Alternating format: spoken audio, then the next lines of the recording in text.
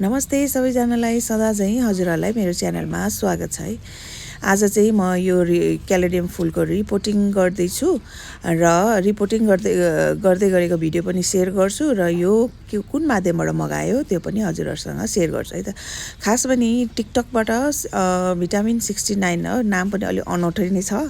उहाँ भाइले चाहिँ अब यो फुलहरू मगाउँदैछु बाहिरबाट, हजुरहरू कोही इन्ट्रेस्ट हुनुहुन्छ भने मसँग कन्ट्याक्ट गर्नु होला भन्नुभएको थियो। टिकटकमा मैले त्यस्तो देखेर उहाँ भाइसँग कन्ट्याक्ट गरेँ र मैले यो क्यालेडियम फुल र अर्को फुल पनि मगाएको थियो। आज चाहिँ हो त्यसैको सन्दर्भमा छ है यो भिडियोहरू। ल अब चाहिँ यो फुल मगाएपछि यसको लागि रिपोर्टिङ गर्नै पर्यो। अब रिपोर्टिङ गर्नको लागि हामीलाई चाहियो मेन सोइल मिक्सचर। अब ल यो सोइल मिक्सचर चाहिँ पक्का वेल ड्रेन हुनुपर्छ। इन्डोर प्लान्टलाई चाहिँ एकदमै विशेष ख्याल गर्नुपर्छ कि यसमा चाहिँ मैले पत्करको मल अनि कोकोपिट अनि एक भाग माटो अनि भर्मी कम्पोस्ट मजाले पाकेको मल, गाई भैँसीको मल जुन भयो नि हुन्छ, अनि यो खुम्रे किराको दबाई थोरै हालेको छु। यो अलिक कडा हुन्छ कि त्यही भएर यसको जरामा किरा सिराहरू नलागोस् भनेर। अनि यो थोरै साफ हालेर माटो मिक्सचर बनाएको छु।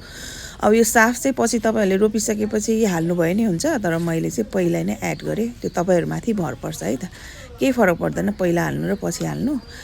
ल अब चाहिँ यसको रिपोर्टिङ गर्नु पर्यो। ल हेर्नुहोस् त कस्तो राम्रो छ कि यो फुल।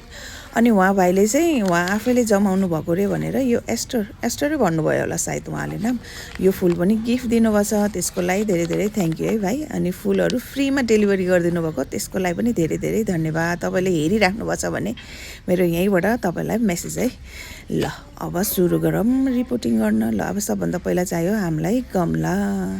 सानो फुललाई सानै गमला लिनुपर्छ है साथीहरू, त्यो चाहिँ याद गर्नुपर्छ। अनि प्लास्टिकको गमलामा चाहिँ अलिकति ड्रेनेज होल चाहिँ एकदमै याद गर्नुपर्छ। हामीले चाहिँ यो यसमा अलि राम्रोसँग नरहेछ, यसलाई चाहिँ हामीले मजाले ड्रेनेज होल बनाएर रोप्नुपर्छ है। ल मैले यो गमलामा चाहिँ ड्रेनेज होल बनायो र यसको जरा पनि हेल्दी नै रहेछ। यसरी नै हजुरहरूले रिपोर्टिङ गर्नु होला। इन्डोर प्लान्टमा चाहिँ सकेसम्म एकदमै माटो हेभी माटोहरू राखेर कक्रक्क हुन्छ नि त, जरा छिटो फङ्गस लाग्छ, त्यसैले त्यस्तोहरू चाहिँ राख्नु हुँदैन है। त्यो चाहिँ एकदमै विशेष याद गर्नुपर्छ।